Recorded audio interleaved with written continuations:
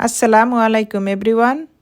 রমজানের জন্য স্পেশাল একটি ফাঁকিবাজি চিকেন পেটিস রেসিপি নিয়ে চলে এলাম।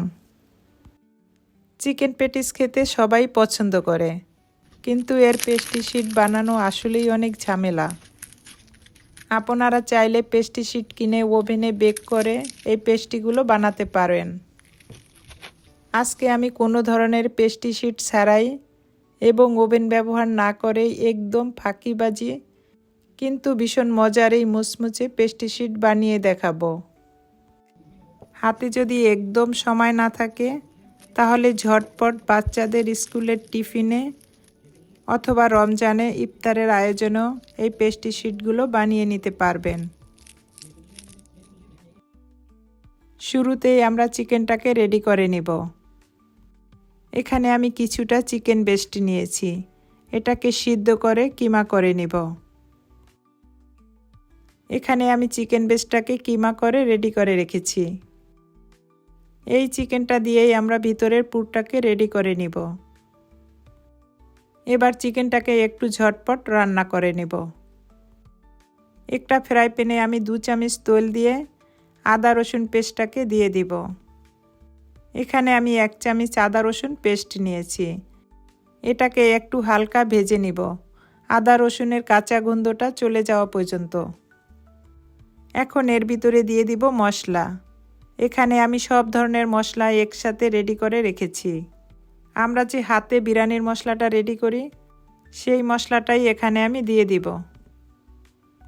এখন চিকেনটাকে দিয়ে মশলার সাথে একটু ভালো করে নেড়েচেড়ে এটাকে কষিয়ে নেব। এই চিকেনটা রান্না করতে বেশি একটা সময় লাগবে না, কেননা অলরেডি আমি চিকেনটাকে আগেই কুক করে রেখেছি। এখন শুধু মশলার সাথে একটু ভালো করে কষিয়ে নিলেই হবে।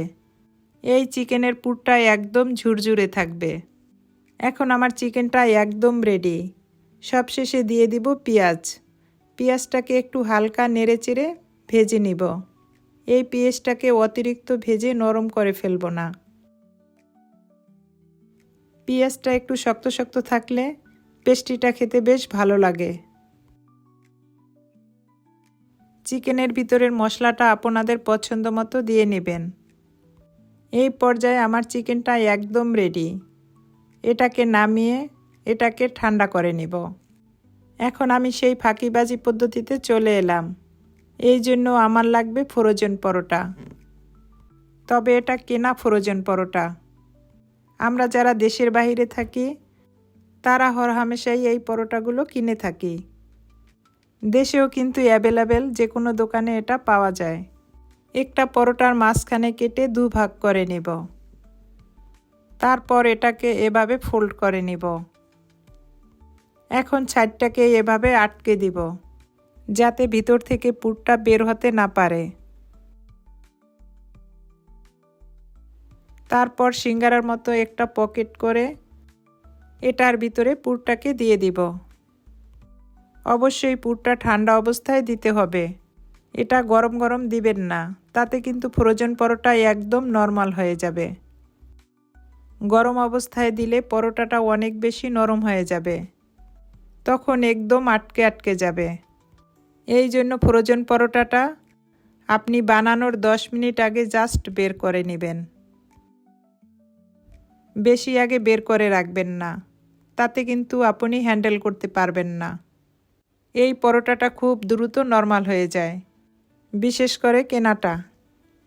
এটা যে পরোটা দিয়ে তৈরি কাউকে না বললে কেউ বুঝতে পারবে না।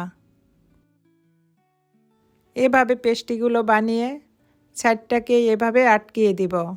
তারপর একটা কাঁটা চামচের সাহায্যে এভাবে চেপে দিলে দেখতে যেমন একটা ডিজাইন হয়ে গেল, ছাইডটাও সুন্দরভাবে আটকিয়ে গেল। এভাবে আমি সব পেস্ট্রিগুলো বানিয়ে নিয়েছি। আজকের এই পেস্ট্রিগুলো বানাতে আমাদের কোনো রকম ওভেন লাগবে না, সরাসরি এটাকে তৈলে দিয়ে দিব।